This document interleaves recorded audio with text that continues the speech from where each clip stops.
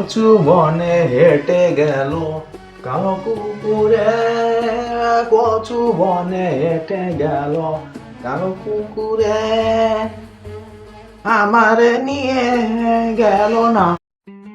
এ ভাই, পেটের মধ্যে ইন্টারনেট বন্ধ হয়ে গেছে, সিগন্যাল পুরা ডেড। আর কতক্ষণ সময় বাকি আছে? এই ক্ষুধাই আমাদেরকে মনে করিয়ে দেয় আমরা মানুষ। ধৈর্যই জীবনের শক্তি। বাবু তোমার কি অনেক কষ্ট হচ্ছে বাবু? আহারে বাবুটা আমার, তোমার অনেক ক্ষুধা লাগছে তাই না? তুমি কি খাবা বাবু?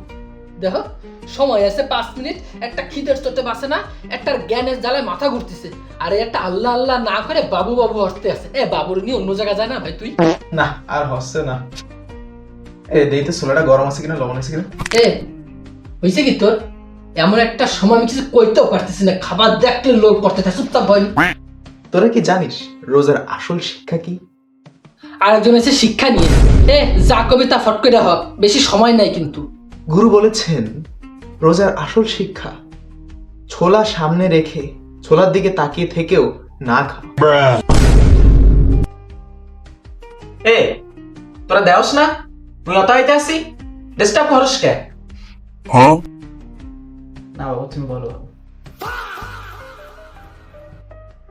2000 years later.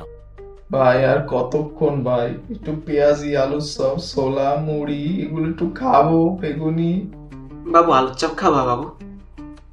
না এগিয়ে নিয়ে তোর হয় না। ইফতারের আর আছে 2-4 মিনিট, এখন এরা লাগাইছে হাগা মতো আলুর চপ বেগুনি।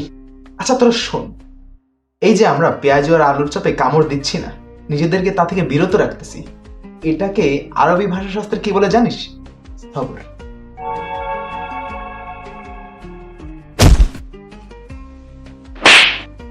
Later. বিসমিল্লাহ। বাবু বাবু বাবু আজান দিছে আজান দিছে।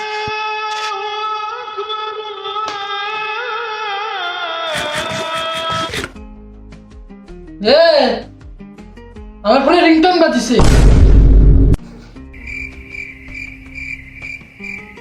আজান তো আজান, সমস্যা নেই।